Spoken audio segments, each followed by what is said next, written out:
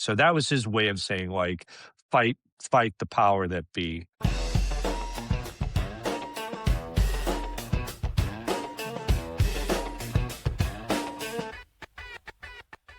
Hey, welcome everybody to episode 8 of I'm Not Even Supposed to Be Here Today. Conversational, cultural savvy podcast for folks trying to make sense of a world that has gone sideways, maybe a little shitty. We're going to talk about that today. We're here to unpack the issues that boggle our minds, all rooted in a little history, a little culture, a little humor, a little group therapy, and a little humility. I am your co-host, Chris Fevelo, owner of Bearing 287, an organization fighting the good fight to make the world a better place for all, and the sponsor of our show. I'm joined, as always, by my co-host, Des, who's a social impact comm strategist by day and who spends her nights remixing history to make sense of the present. Hello, Des.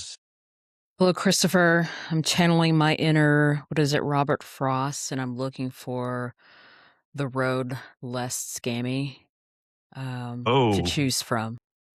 the road less shitty. Less shitty, less scammy, like everything's a scam, everything's a Gross. simulation. Yeah, Ah, everything's covered. It's got this slime on it. Got this just little layer of slime on it. We're going to get into all of that. That's what today's show. Today's show is going to be about all of those things. Before we go there, we have to check in on two things. First, boycotts. We asked everybody to make a commitment. Des, did you fulfill your commitment? Which was, remind us what your commitment was, and did you do it? my commitment was getting off Spotify, getting over to Qobuz, Qobuz. Yes, I did. I was able to get my data from Spotify. I got the transfer and then I'm over there. I'm also like low key kind of looking at Apple Music too because Qobuz doesn't have all the songs, but because I mean, if I already have my like iPhone, I might as well. And my MacBook, I might as well. But anyways, yes, I have at least done one of mine. What about you? Yes, my commitment was Amazon Prime. I canceled it. Shockingly, I still have like 273 days left on it. So it's not really going to have an immediate effect. However, I'm going to stop ordering through Amazon, and I have stopped that. I also am stopping Audible and Kindle purchases, and I'm excited because I got my first book to read on Apple Books. I mean, I have books on there from way back when, but so I've actually moved off of Kindle completely, though I've referenced it a couple times because, again, I have books on there. So that's exciting. The other thing I'll just add real quick is my wife and I each got the brick. You heard of the brick? Oh, that's like basically you can lock down your phone or Yes. something. Yeah, Yeah. yeah, yeah. So I have settings for all of my socials for TikTok, on Apple, which you can anybody with an iPhone could do this, and I'm sure with other phones too, where you can say like, okay, I only get an hour on this and that or whatever. The problem with it is all you have to do is say skip for 5 minutes or skip for the rest of the day. It's like it comes up and it says, sorry, you can't go in. Do you want to skip for the rest of the day? You're like, sure, and you're done. So it has not really had much of an impact on this. I started the brick on Sunday and I am bricking all doom scrolling and all TikTok from 9 to 5, and it's amazing. Like it's working. It's working in the sense that already it's only Monday, and I feel less needy to go look at my phone. Oh, So I don't wow. want to say it's a miracle cure, but it does force you. The trick is you can't overwrite it without your little brick. So if you're on the couch and you're like TikTok, and it's like, sorry, you've bricked this phone, you have to go get the brick from wherever you have it stored, which you could do, but means you have to get off your butt. So anyway, Snap. that's another way that came out of our boycott conversation where I felt like I'm just completely tied to all of these technologies and platforms, and I need to break that. So Thank you. Just influenced me. I need to go get a brick. I need to get off this solitaire. I need to get off the scrolling. For me, it's like games, just to like numb my mind because I'm thinking about all the things. But yeah, all right. Let me go get a brick.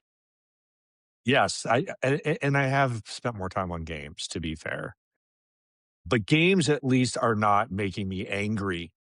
like the rest of the stuff we're going to talk about today. One more thing we have to talk about, Des. I feel like we're going to look back and this is going to be the period of time where we're like, holy shit. You remember back when all this happened with AI? Because so much has happened in the last 2 weeks. And if you really go back to the beginning of the year, but it's pretty scary. I'm just going to say it's scary. It's scary the speed by which this technology has advanced and is boggling even the minds of the most, the smartest people in AI, the tech bros. I mean, and they're speaking out. People are leaving their jobs. Like I think this is true. The head of safety at Claude. So Claude is behind a lot of it because it made so many advances in this last release. Quit. I could get this wrong because I may be confusing it with somebody else, but quit to just go write poetry because they're like, I'm probably, that's probably like a paraphrasing of stories. But What has there has, happened? Like, so give you at got a least lot an of reading. example. You got a lot of reading to do. So first of all, over the holidays, and I listened to the marketing AI or the AI, what's it called? What's Paul Reitzer's podcast? No, that's embarrassing. I don't remember the name of it, but it's a podcast where he covers extensively talks about marketing, but they hardly talk about marketing anymore. It's just about AI. And he talked about how over the holiday, all of these people who are in the AI world. So these are leaders of AI companies, engineers, just the smartest of smart people. They were all like, is Claude AGI? Have we reached the AGI already? Because it was doing things that they'd never seen before. Uh, Dario Amodei, who is the CEO of Anthropic, dropped a long ass letter called The Adolescence of Technology, confronting and overcoming the risks of powerful AI. Yikes. Read that about all the risks that are right there in front of us. The Atlantic, this is all like these last ones are all within the last couple weeks. The Atlantic had a story. America isn't ready for what AI will do to jobs.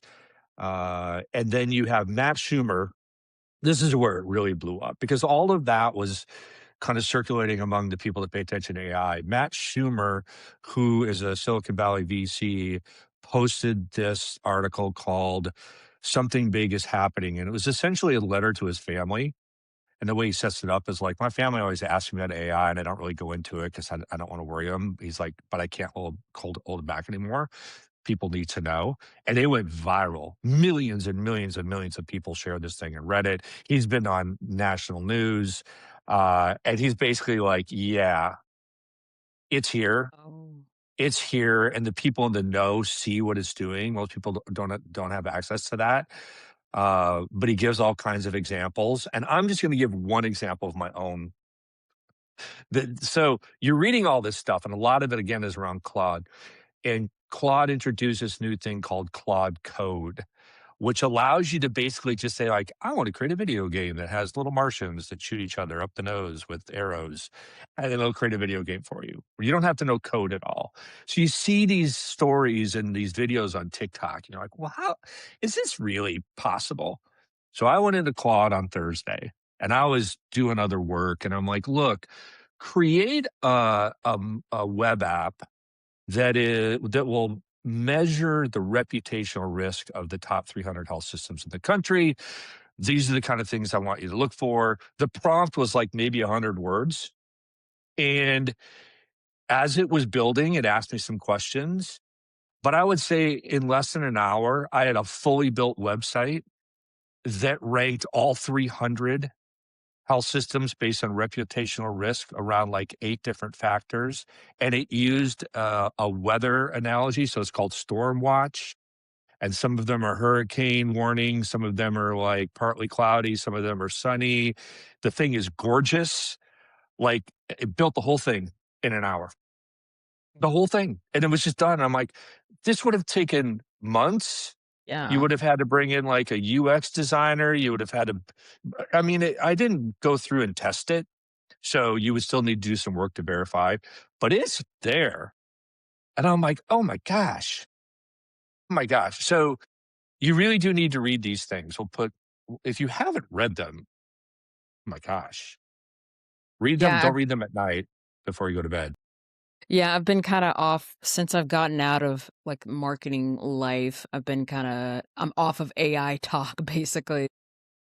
Alright, I will read and catch back up to speed, but my god. Alright. Oof. Help. I mean, they're saying things like white collar jobs will disappear.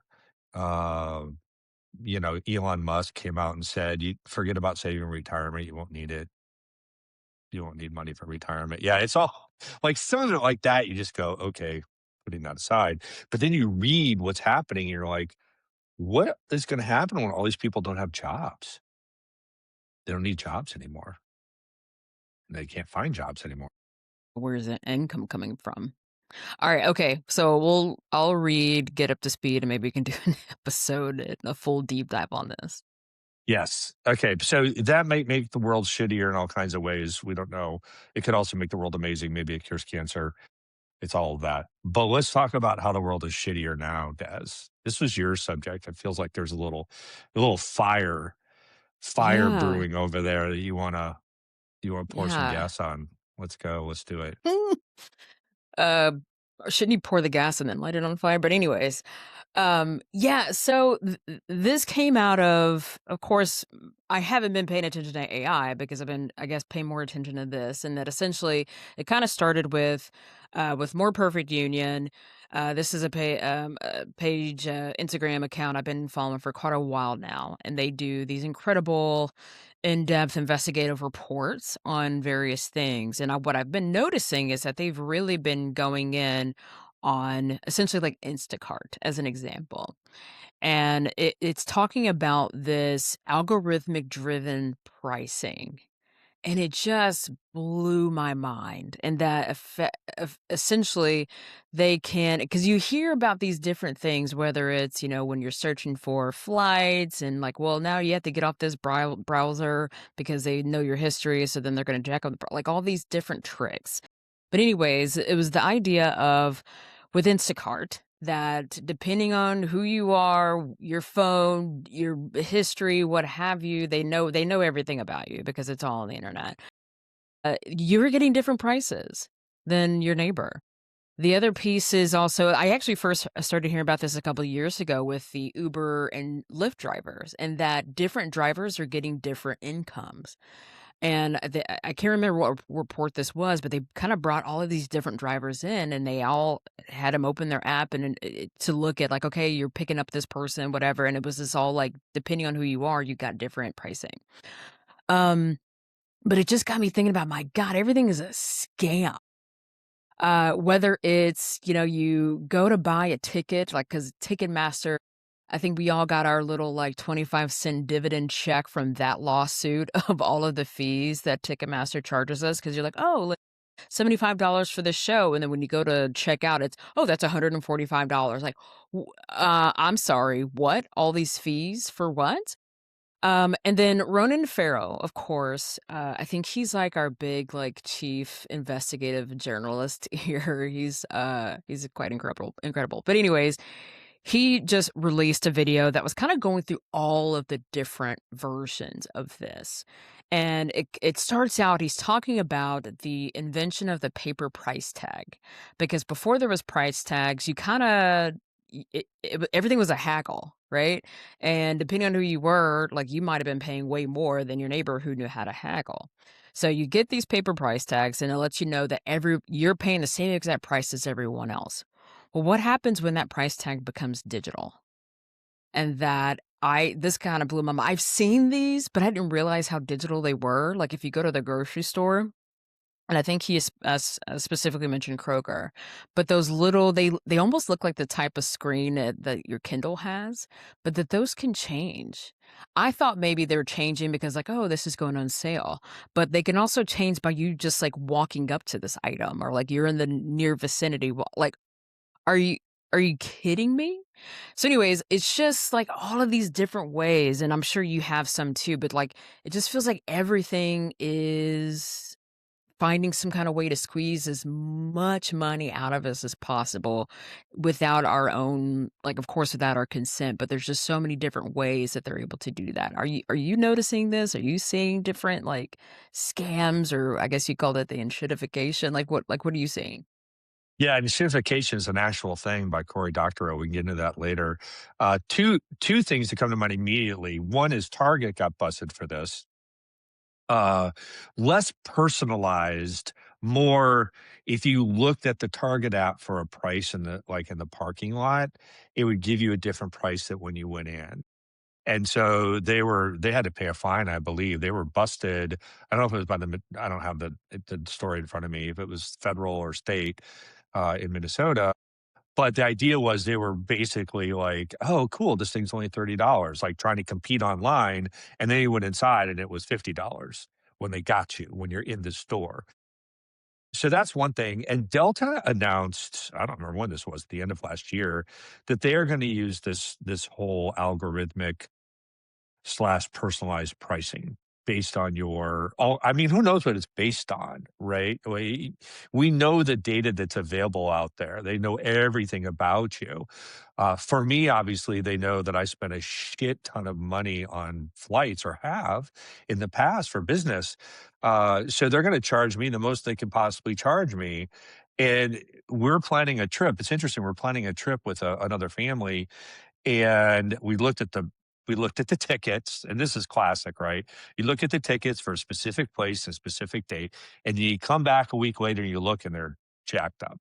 And you're like, "Oh, well, they just planted a cookie," like their cookie said, "Oh, they're looking for this, so they're gonna raise the prices." And so I asked the older son, who's more digital savvy than the parents, the dad in this case, say, "Kate, this is the," I took a screenshot, "This is what I'm getting for these tickets." And he's like, "I'm getting the exact same thing." And so I'm like, "Okay, well, there's no way this 20 something kid has the same profiles I do, from Delta." But he had been looking at pricing on tickets. So we're going to keep doing that. We're gonna look at prices without logging in, which even then may not be enough. Because after all, they probably have a cookie on my browser and they know it's me, whether I log in or not. Um, so those are just two, like, recent examples that come to mind. But this also brings into things like shrinkflation. We'll talk about shittification in a little bit. Subscriptions, how subscriptions just feel gross, and the growth of subscriptions. The one that's really caught my attention, Des, are subscriptions that car makers are now adding.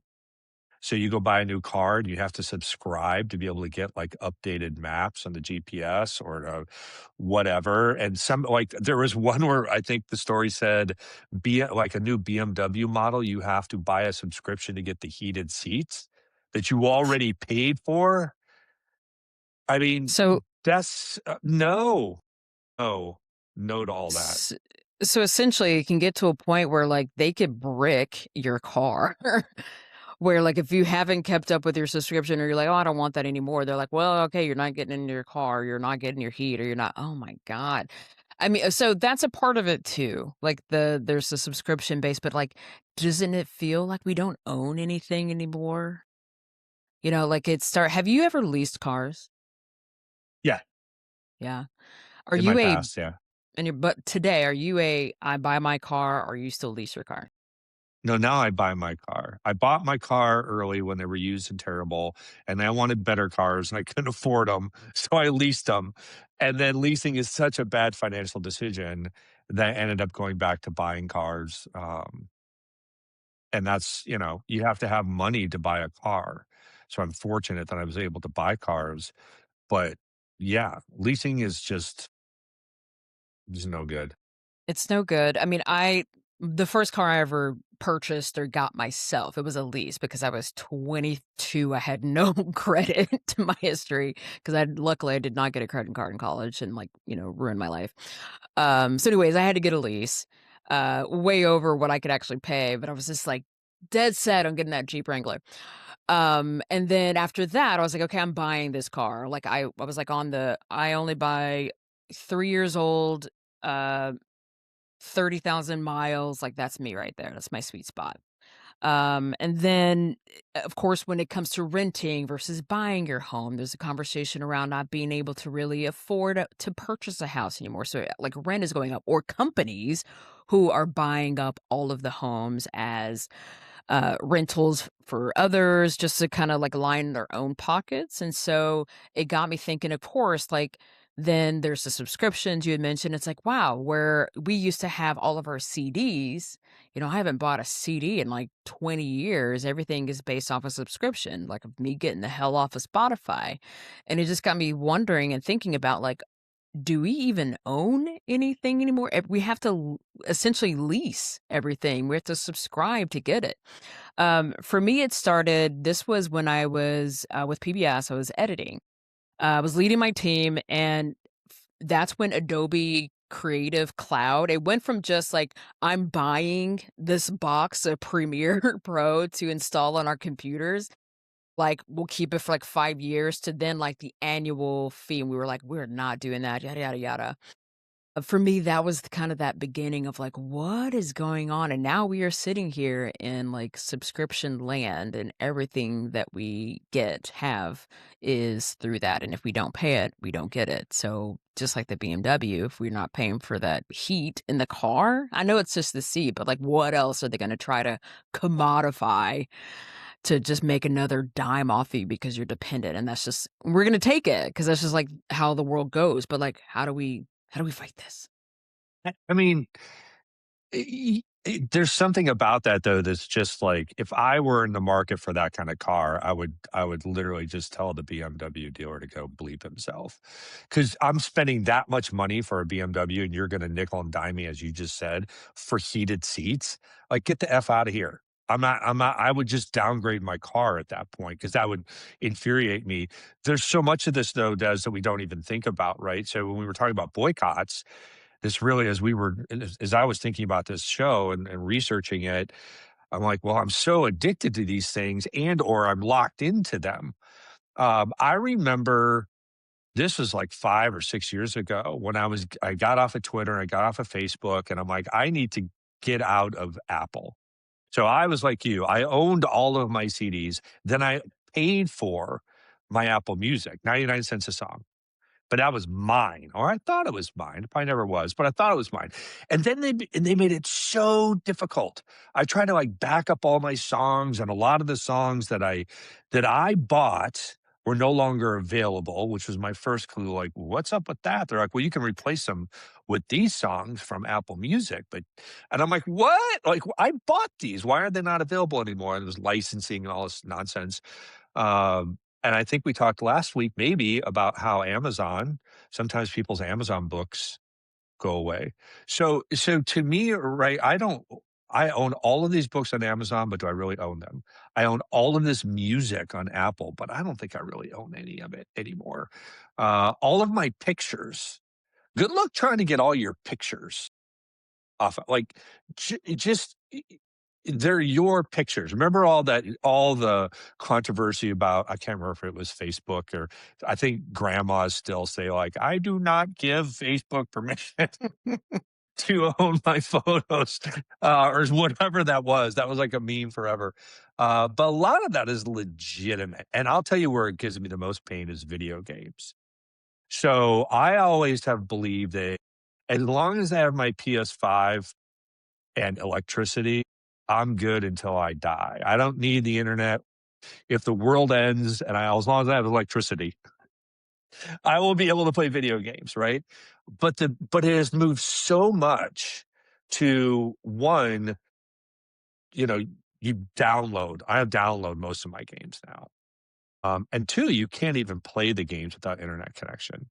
So I don't think most of my library that I've paid for, I would have access to if they decided to shut down. If Sony PlayStation went out of business, if I stopped, you have to, by the way, you buy a PS5 for whatever, 500, $600. You buy the game for $70. you need to subscribe for 60 or $75, I can't remember what, annually on PlayStation Plus to actually play with other people. And then if you're playing Call of Duty, there's like game passes and all this. It's just like a in-game purchasing. It is Constant. insidious. Yeah. I haven't played like a video game since like PS2. So the fact that like everything is like online based now and that you can't just like take out a disc and and just play And it you could over and over. try. I haven't tried in years, but I bet you could try. But it would limit what you could do. It would limit what you could do with that game.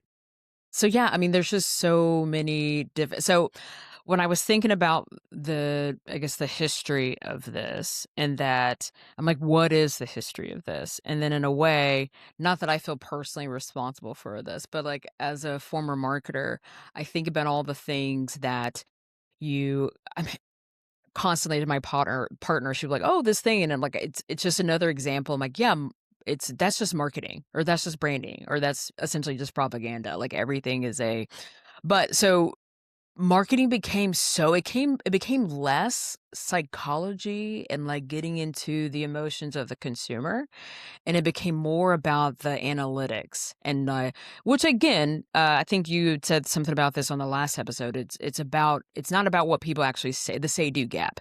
People say they're going to do this, but like what they actually do. Yeah. But all of Yeah. this Yeah. stuff is based off of our actual actions, and that everything is just like optimized and analyzed to death. And that's kind of in a way how we've got to this version of like being scammed.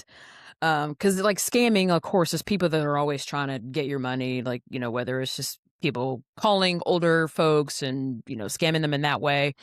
But in this way, it's like we're getting scammed by the things that we are addicted to. And like, yeah, we're just gonna give in until I guess we just don't, and we just go back to our Super Nintendos and call it a day.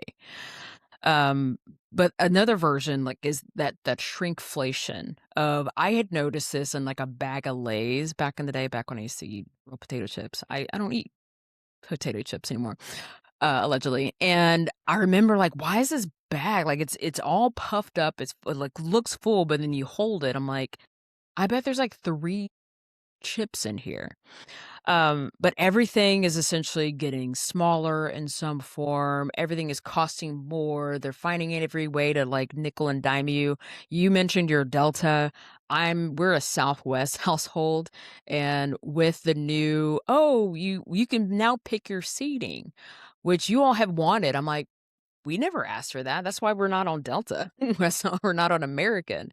But you keep telling us this is what we asked for, and then you get there and you try to book your flight, and oh, I see. You want to be able to charge more for the upfront seats, for the premium seats. You push the ones in economy back so that they're, you're kind of crammed in there, and then you up the ante on the pricing for the others so that you can make more money. All of this is all about making more money. To what end? Let Like we talked about in a other episode around everything is owned by like 5 people, from tech to media to what have you. To what end? And like what you had mentioned about AI and like what it's going to do to jobs. Like, are we even going to have like? Anywho, yeah, that's just again what I've been thinking about. So yes, that's what's been brewing. That's what's been burning. That I am just like, how do I set fire to this and let it burn off and just like go back to living in a cabin and reading poetry? I mean, I don't know that it's going to end because the reason companies do a lot of this is because they hit limits to growth, which is inevitable. I think about appliances as turning into pieces of shit. Like what the hell happened to kitchen appliances? We talk around our cul-de-sac because we held on to our washer and dryer, which by the time we got rid of them, Smart. they were like 15 years old because they worked. And everybody around us said, like, don't buy new washers and dryers. They don't work. We're on our third dishwasher in 14 years. We're on countless coffee makers, countless coffee makers. I can't even tell you how many coffee makers. Um, and some of this is forced obsolescence where they make stuff worse So it breaks down, you have to buy it. But then they've got to figure out other ways to make money. And I think a classic example of this is a battle that I've lost at my house. Um, and deservedly so. I'll give a little story there of how my little psychology experiment didn't work. Refrigerators and water filters. So you got to replace your water filter every whatever. And I'm like, what? Since when do I have to do this? This is just a scam to keep me spending. Like it's going to cost me a few $100 a year to replace this because you get the little thing on your refrigerator says replace the water filter. I'm like, why do I need to do that? Right. Well, my house of ladies, my wife and 3 kids would always let me know. Oh, you got to change the filter. The water tastes terrible. I'm like, it's just a scam. They're just trying to get us. Um, and you gotta change it. So one time, Des, I'm just gonna admit this publicly. I reset the button, but I did not change the water filter. And I said, "Hey, I changed the water filter. It's all good." And they're like, "Oh, thank God, it's so much better." I'm like, I got you. It's just no difference. See, there's no difference." That did not go over well. Did not go over well. And ever since then, I've had to change the water filter. But that's an example of these companies hit a plateau. There's only so many households in the United States that need a new refrigerator. How do you grow? You can take market share, but I mean, that's a commodity from, like at what point is there real distinction between refrigerators and how do you continue to have organic growth with refrigerators, which you Oh theoretically should God. need once every 20 years? Well, you make them shittier. You make people think they have to replace the water filter. I'm sure the new like connected ones probably have subscriptions. I don't have one of those, but I'm sure that's coming. Keep an Oh my inventory God. of your food and keep this, food count subscription for $50 a year. And connects to your Target app so you can just automatically order new food. I don't know. It probably already exists. I just don't have it. It is all capitalism. Like how do we get off this roller coaster of capitalism? Because everything goes back to that. It's yeah, we make things not as great. Kind of I remember first getting into healthcare and that notion of, and again, we were in healthcare marketing. This is not necessarily healthcare delivery, but it actually had more to do with pharma and that idea of that, there's no money in a cure, right? And so Oh, and so we have this prescription drug to give you that'll take the symptoms away, but it doesn't necessarily, cure you of your situation, of your ailment. And so that then leads us then to go do our own research and figure out at least some sort of way to, like, for me, it was more of a diet change, the way I eat, like how foods affect me. And I'm like, I don't have those symptoms anymore. You told me I was going to take this pill every single day for the rest of my life. But anyways, again, all the things, it just ties back to this idea of how do we make more money and then to what end? But okay. you So grow I I have an optimistic thought. okay, Do you want blessings. an optimistic thought? Please. Um, God. I feel like we may have reached peak shittification, and that's because one thing we never really talk about much. You and I don't talk about it. I don't read about it much. I'm gonna put a lot of this on Donald Trump. We have not talked about the cultural impact of Donald Trump. And when you think about who Donald Trump is as a human, and you think about how he behaves, and you think about the fact that he's the president of the United States and has been elected twice by this country, his impact is undeniable. And it's undeniable in a lot of ways, right? He's a caustic, horrible human. And he makes up, little Marco Rubio. He's like a fourth grader. He's like a bully on the playground. And now that's just everywhere. That's just people just are assholes. We talked about the lack of empathy in a latest episode. I'm not saying that's because of Trump, but I'm saying like he has accelerated to its peak form.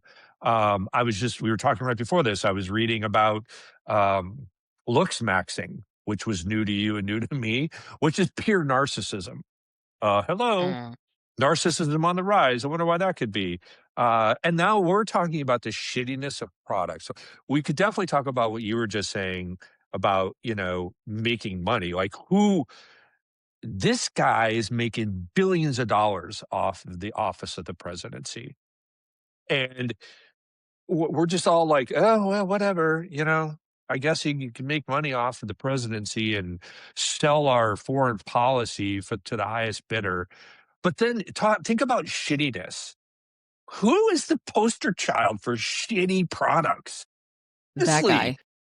that guy. You can go all the way back to Trump steaks or all the way forward to his Trump phone. You remember the Trump phone? Do you remember I that? don't. I It's I not remember, even a like, year everything old. being gold. Oh, It's it was gold. recent? Yes, it was. I think it was June of 25. The Trump phone, $500.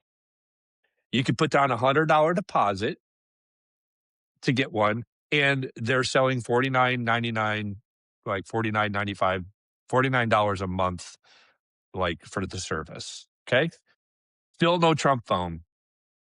Ain't got no Trump phone, So we're but people are those paying. People they're are paying a paying for it. subscription for thing that doesn't exist. And I'm sure it's coming. I'm sure it's coming. The other thing that's awesome about that was, of course, originally it was gonna be, "We need to make phones in America, so we're gonna make this an American-made phone for $500." And then the research and the news reports I read said they found out you can't make a phone in the United States for $500. So then it became, um, American designed, and now it's just called Proudly American. So they've walked completely back from this thing being made in America. So I started this with an optimism, right? I feel like we're peaking in this horribleness. We're either peaking in this horribleness or we're doomed. So I'm going to go with the optimistic thing. We're peaking in horribleness in all the ways I just said, and there's many, many more. And it's going to all come crashing down. And people are going to become fed up with these companies that are screwing them left and right. They're going to be fed up with people that live with fraud and live by fraud. And they're going to be fed up with, all of these things we're talking about. I hope, at least to a degree, does. And maybe you'll see companies succeed based on authenticity and doing what's right for the customers and not just, it's all shareholder value. It's all shareholder value, right? If it's all about shareholder value, then you have to keep growing. You can't stop growing. Well, that's where you start getting into all this late stage bullshit that we're dealing with now, it feels like. So I'm hoping that uh, we rebel as a consumer society. We rebel against all those things. So maybe that's Pollyannish, but you got to have hope. You gotta have hope, and thank you for being the Forrest Gump to my Jenny. I was out here on the ledge about to jump. Grace Slick is screaming in the background. I'm about to jump off from the Watergate Hotel or whatever building she was at in that movie. But so okay, thank you because I actually just watched because I have this I have this theory about the 70s and like what the hell happened. But I have been watching that CNN series, that docu-series where they would do, like, the '60s, the '70s, the '80s, '90s, and what have you. Do you remember that? No, Okay. but I believe you that it existed. It existed. It's now on HBO Max, and not sponsored by HBO. Anywho, I was watching the '60s, and apparently I didn't realize how major of a year 1968 was. In fact, there was a whole documentary about 1968. All I know about is 1969's, Stonewall, Woodstock, and all this kind of stuff. I think like every pop star like overdosed that year, like what have you. But in 1968, that was this huge culmination. It was the same year that MLK was assassinated, RFK Sr. was assassinated, Nixon was elected and had his things. We were getting out of Vietnam and all of these things. And like, I'm watching this documentary and essentially this time period, and especially that year, that was their version of like what we're experiencing today. or essentially what we're experiencing today was that. And it just to them, things felt like we're in just total civil just insanity here because you have everything kind of fighting at the same time where you have gender and sexuality and A war. access and a war that we should not have been in. Like all of these things are happening at once. And it just reminds me, I'm like, okay, just like every couple of decades, they got through that. There were casualties, things occurred, very terrible things occurred, but they were able to rise from the rubble. And that is what kinda gives me hope, and I think that's why, like, I so often lean on history because I'm like, "Okay, they didn't die. They didn't, expire because of this thing." Some people did, of course, but overall society didn't, and so what is gonna be the next? Another little piece of upliftment, I was this sci-fi? I don't know. Maybe, probably. There is a film, an animated film called Arco that just came to theaters. I think it's nominated for an Oscar. I think it's on the list of, like, best animated, feature length. Yeah. It was beautiful. Oh my god. So anyways, it's set in it's actually set in 2 periods. This kid who is in I don't know what year he's in, but he travels back to 2075. And when he gets there, it's essentially I don't wanna, like, ruin it, but it's like, we're dealing with climate change, the effects of climate change, and we're dealing with robots in the household, not unlike the Jetsons. But what gave me hope, but also kind of like, because science fiction, which I know you tell me is, like, this incredible thing, there's pieces of it that can get me there that interest. But what was so interesting was to see the difference in, he went back to his present from the past, which was 2075, and there was no robot. They were everything kinda looked similar-ish to what we have it today, but there are some key differences where you can kinda tell that, like, climate change took over and they had to, like, figure something else out for people to inhabit. But anyways, it just continues to remind me we will find a way to continue to exist until I guess we don't and like the planet but anyways, yes, we have to keep hope and optimism, and part of the reason why we're even doing this is to, yes, bring light to the things that we're seeing that maybe you have been feeling yourself as a listener, viewer, what have you, but then to also just kinda shed light on that we will get through this just like we have always, and yeah, so thank you for your pie in the sky view of all this. Well, I mean, you gotta have that, otherwise, like, what's the point of going on? Hopefully, you've gotta find it. I mean, obviously, we're gonna be fine with climate change, as I'm not sure I worried. I don't know if you noticed, but last week, we rolled back all of our protections because CO2 really isn't a threat at all, so it's gonna be fine. Oh, fun. So you got that we got that going for us, which is nice. But, yeah, I think what's interesting about this too is it's weird that you brought this up, that you have this feeling.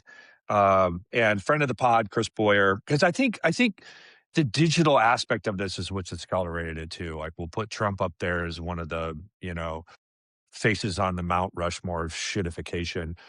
The digital landscape is one of the other faces on that Mount Rushmore.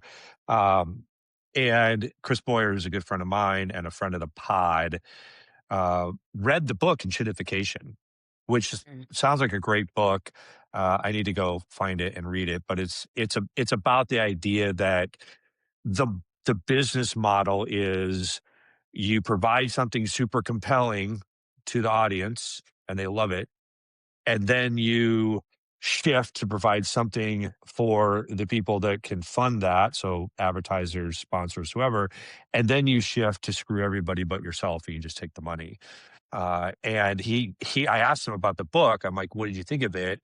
And he said, "If it feels like everything online used to be better, that's not nostalgia." He's like, "That's the business model. That's the way it's supposed to work." So, I you know, I think that that's true up until the point where people just refuse to take that shit anymore. So kind of like Because it otherwise starts yeah. So in a way, it always starts with quality, right? So what you kind of said earlier about the, the pendulum will swing back, it got me thinking about like the Patagonias, which dang, I don't even have my Patagonia on today. Travesty. The one day I don't have it on. Yeah. Sad. Um, but it's how when will there be that, appliance maker that has that integrity of like, we are in the market of making good, solid, quality products that last you a lifetime. And that you bring it, if something happens, you bring it in, we'll patch it up and like get it back out to you instead of this like nickel and dime. It's like, hey, here is an idea because we will buy that. I mean, I guess depends on how much it costs. But like, yeah, that will then hopefully become the business model. And then I guess we start the cycle all over again. But that's what I'm thinking about as far as this is like, where are the Patagonias, the REIs, and even the Ben and Jerry's, which I know that they sold, so they had to like make those different changes to their business. But maybe this will be that lift to then support those types of companies that are trying to create that quality product that lasts and not just looking at how they can nickel and dime and like squeeze every penny, but that they're making their money or enough money to live and survive and do the thing. And that's all that matters. Kind of like the guy that quit his safety from AI to go write poetry. And maybe this does give us more of that opportunity to get back to the things that actually do matter. Kinda like what we learned during COVID around relationships and friends, like who and what do we actually want to invite into our lives and what will we leave away, when we get back out into the world. Like maybe this is another version of that and making us even like self-reflect on what is the most important to us. It has become the digital. It has become the smartphone, the internet, and that there's so much conversation around like, "Oh, the laws of the third place," and, your friend Scott Galloway. I know he's talking about, like, people need to drink more.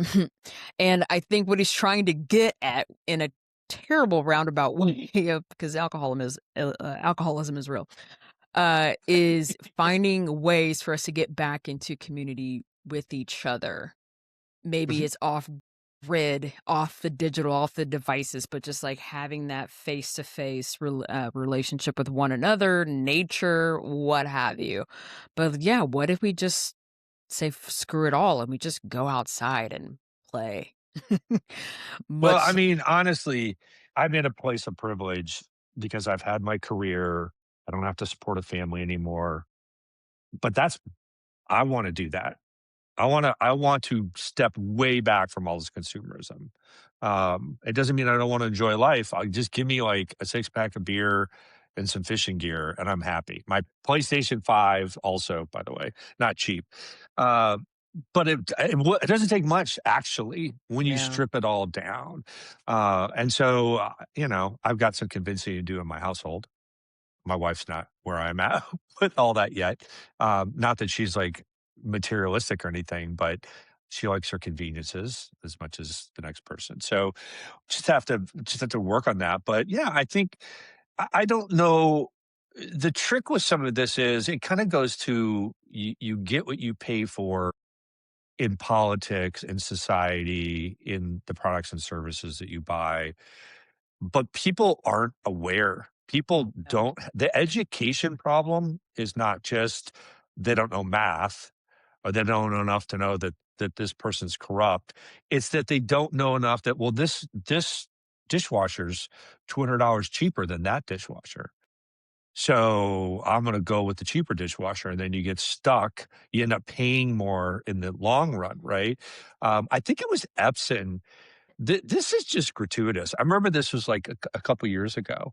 So, the printer industry is notorious for like selling you a $10 printer, and then they get you hooked on the ink cartridges at $40 a pop or whatever. But Epson started a service that would automatically monitor your ink usage and send you new ink when you needed it. Which sounded like a great service, and all you had to do is log in, but once you were Right. logged in, you were foo, and you could not stop that payment, you could not stop the ink cartridges, it would brick your printer. I'm not making this up. So we'll have to go back and find the actual goods on this story. But that is, I just remember so many stories about people saying, because I got a new Canon printer, and they also offered some kind of membership. Maybe it was Canon, but I think it was Epson.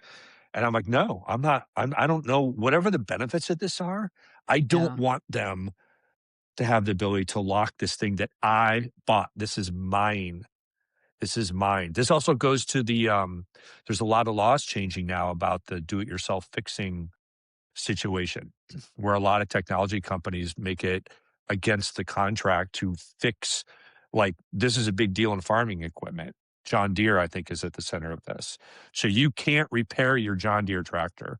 You have to take it into the manufacturer. And there's a lot of software and crap that goes on in that, right? So their rationale is, well, if you get in there, you're going to mess things up and blah, blah, blah. But people are suing, saying, this is mine. I bought it, and I Mhm. want the right to be able to fix it myself. And there are laws being passed to allow that, because it's a big deal too. It's the same thing. Like, this is mine. I get to do what I want to with it. You don't get to tell me once I paid for it. That's That's not insane. clear.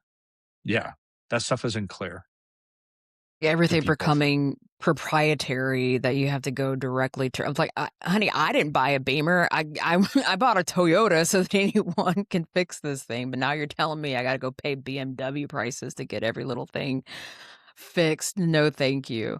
That's insane. And actually, that's kind of why I originally wanted that Jeep Wrangler back there, because it was the most like, pared down. It was actually, speaking of convenience or inconvenient, a 2006 Jeep Wrangler is deeply inconvenient because there was nothing electronic about it. Like, I would have to like physically like roll down the window and like unlock the door for people to get in. But what was cool about it is that you could do anything to it. You can modify it because it was all very simple. But now you have this electric hybrid car. Any little thing could happen, and next thing you know, your car is bricked. Whereas before, Yeah. at least you could have changed the carburetor or something. I don't know anything about cars to fix it. But now everything is like super proprietary, or you have No. to plug it into a computer. I had the Toyota, what's the small hybrid car? This very Prius. I had a Yes. Prius for a while, and they told me, like, you need to get a warranty on this, that, and the other. If your battery goes, it's $3,000 to replace your battery. There's a hybrid, and I'm like, oh my gosh. Jesus. So that, I mean, I think we're all in for a reckoning when our cars start breaking down. It's why car Yeah. insurance is going up. You read stories about it's going up because it costs so darn much. You get a little fender bender, and now you got all these sensors and crap that have to be replaced or fixed. It's just like a nuclear submarine you're driving around. The handy little thing costs a lot of money to fix it. It's no longer your Jeep Cherokee that's just like oh, I got to fix this crank in the window. Now I got to fix like the 14 sensors that tell me like whether or not my window can roll down because the temperature outside is too cool. Well, it's So like, it reminds me of what was that movie that came out? Because like, for a couple years now, it felt like there was always this, like apocalyptic movie that would always come out the end of the year, like one of not Wally, this was more recent. So, Wally. that's Kinda like apocalyptic. it is apocalyptic, but that was, like, 20 years ago. Um Mahershala Ali was in it, but, like, you know how, like, Civil War and so anyways, or Don't Look Up, this movie, it was the scene at the end was essentially all of these, like, basically Teslas that lost they were all just crashing into each other. Yes, yes, yes. That was, I know exactly what you're talking about. Leave It was Netflix. It was produced by the Obamas, Leave the World Behind, Leave the World Behind. Yes, which is a something like that. great movie. Yeah, yeah, yeah. So anyways, like, once they have control, kinda like that printer, if they all have control and access to the insides of your mobiles, then your printer, from your printer to your car, then they can just do the thing and, like, make your car and, like, that's the end of you. I don't Wow, you're uh, you're going deep. You got the tinfoil hat on big time now. I'm That's not what yeah. happened in that. They just made them all. It was They were trying to create chaos in that movie. They were yeah, it was just about the chaos, like, there weren't a ton of people in the cars, so your car would just, like, take off and, like, would just crash. But anyways, so what can we do about Well, this? I mean, I wrote a few things down. One, and this again is a nice bridge from last week in the boycotting, is to do an audit of your subscriptions. So I think like whether subscriptions are just another way we've been talking about it, some are legitimate. I think a lot of SaaS software, it makes sense to me why I'd rather just pay a monthly thing than have to upload and worry about being outdated and all that kind of stuff. If it's business oriented, that kind of thing. But a lot of other stuff is just like you set it and forget it, and you forget you have this subscription. So go through, right? You can see your subscriptions if you have an iPhone, any of them that you've gone through the Apple store anyway. But boy, we've done this in the past and we keep finding stuff. Like we had two Peacock, Mm. streamer. Like, why do we even have one Peacock? My wife wanted to watch a show that was on Peacock like years ago. So she got it and then we got it again. And I'm like, why do we have two of these? Like, what? So you'll save yourself money and also kind of cut some cords that you may not need. Um, that seems to be like an easy one that everybody can go through. And then I made another one up, Des. Let me look it up. I like it. Um, I don't remember when Timothy Leary said this.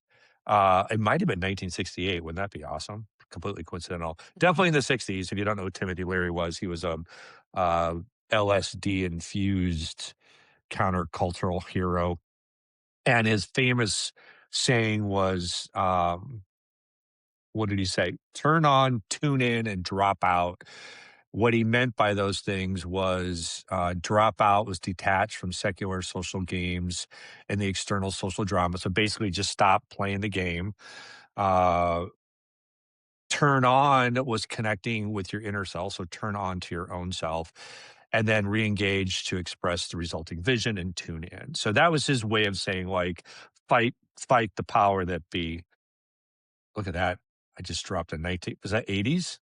That was like like Fight the 89, powers. Is 90. that Yeah. NWA? That Fight the was power. Public Enemy. Public Enemy. Okay. So I turned it into turn off, tune out, and drop out. So what I mean by that is turn off your phone and devices. We talked about Brick earlier. Just start creating space from that digital world, right? Tune out of social media. My goodness, I just think social media drives as much harm, way more harm than good.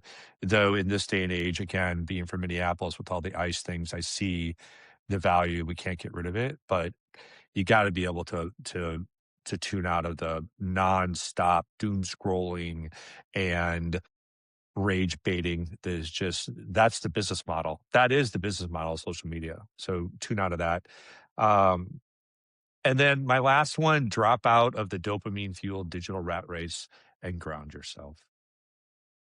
That's what you were saying. Get back to earth. Get back to like It real things. I heard somebody talking about this on a podcast, and I won't remember who said it, but they were talking about. Remember when Barnes and Noble was the enemy?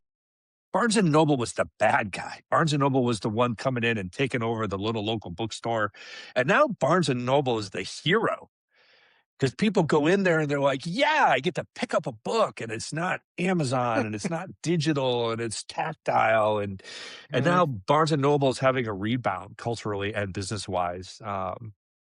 So maybe we'll see, to your point earlier, more of that, more Yeah. of the authentic experiences coming back in. We talked about people moving to dumb phones and all of that. So those are the two that I came up with. Des, what do you have for what can we do about this? Yeah, I mean, just paying attention to and asking those questions, like, "Hey, I have been noticing this," and then looking at, like, what can you change? Like, what can you, like you had said, unsubscribe to? And even just making decisions with where you spend your money. So, like, yeah, like, let's say that we find that, Patagonia business model of the, furniture, appliance, what have you, like, the things that are actually quality, you buy that. But for me, it is that, getting outside, like, I know with the metaverse, like, that was gonna be that next iteration of us just, like, fully living our lives just, like, in the Mark digital world, like, Zuckerberg, allegedly. he's the devil. The He's devil. the devil. Luckily, It that failed. luckily, that fetch did not occur. But as it's becoming a little bit warmer And so I'm in Chicago right now, and it's felt like, oh, the winter. Can't you feel a brand new day? This was like the first warm moment, and that, oh, people are in the parks. People are on at the lake. They're walking, they're outside, everyone's smiling, they're out in the world. Get out in the world. Whenever, especially now that it's, I don't know, depending on where you are living right now, start to get outside, get with people. The more that we are able to just be with one another, I keep getting reminded of that. I think there was like a blackout that happened in Spain, maybe like a year ago at this point, where what did they do when they lost electricity? Everyone just went outside and hung out with each other and played music. And it was incredible. I think that's part of us, because the more that we are stayed fixated on our devices, our phones, our laptops, that's how they get us, because they're able to track our every single move in that way. Now, granted, I know that there are satellites and cameras and whatever watching us, but that's not going to stop us from, living our best lives, going for a walk, riding bikes, hanging out with friends, going bowling, just doing those everyday activities that do make us feel better when we have just been indoors doom scrolling. It's like, yeah, it's that log off. I love that. And this can be for another episode of like kind of how we got here. I think that the drug and the cultural change that occurred in the 60s and 70s have a lot to do with where we are today. But that, I mean, maybe this is our like hippie era in a way, It's where coming. we are. Yeah. It's coming. Like Let's hope. everything is cyclical, and I'm fine Yeah. with it. But that more than off grid in a way kind of life. And I'm not saying go live in a commune, but like actually just take in nature, take in art, go live your life, and get off the devices, because they're not helping.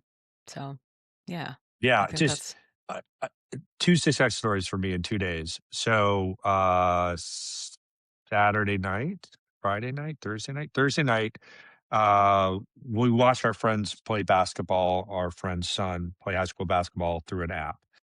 So they follow his team and we can watch when we can't go in person, because we try to go in person when we can. But to do that, I have to have my phone stream the game and then use AirPlay to put it on the TV. So my phone becomes unusable to me. So this night I had video game nights. This is kind of a warped example of success, but the phone was upstairs so my wife could watch the game, and I was downstairs playing games with friends. So it's electronic, it's digital, but I just left my phone up there all night. And I can't tell you how many times I turned to just pick it up, because you got breaks in the game and stuff. yeah. And I was like, cool. And I'm like, this is kind of Ugh. something. My phone's in another room for like 4 hours. And Wow. I like, can't remember the last time I was away from my phone 4 hours. And then Sunday, when I bricked it, it was bricked from 9 to 5. And I I did not go online the whole day Sunday. Like, so even just physically removing yourself from the phone, like physically leaving it home or something. Imagine that. Just imagine it. mhm. What would you actually miss? What would you miss? Yes, the odds on emergency call that somebody needs to get a hold of you. That's Yeah, really all you'd miss. You can get the yeah, rest of it, nuh-uh. We're just addicted. I'm addicted. I know I'm addicted. addicted. And so I have to treat this like an addiction and work at it. So It's almost like kind of during COVID era, that moment, that like 2020, where everyone discovered the great outdoors. And I think about like, okay, how did I spend my 2020 and 2021? And it was, I had just gotten a camera. I told myself, "I'm like, I'm gonna get into photography." I'm like, "Oh, great. The world has shut down, so I have no excuse."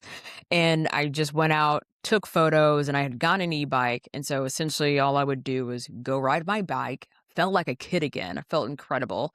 And then went and took pictures and just got so much delight. So I'm like, I'm gonna see like what other analog thing. I know the e-bike is not analog, but whatever. nor is What PlayStation 5.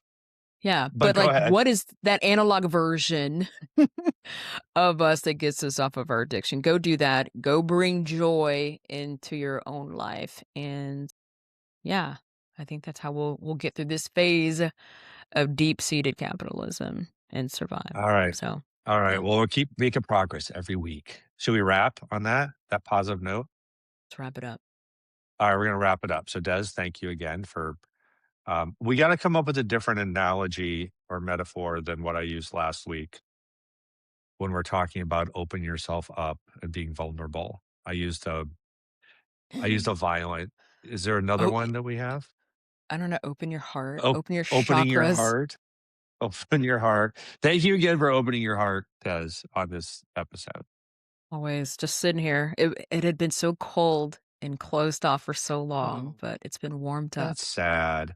That's sad. Well, hopefully we warmed your hearts up, those of you listen. How about that segue? You like that? Bam. Oh, that Wow. was A top poet. cheese. That was top cheese right there.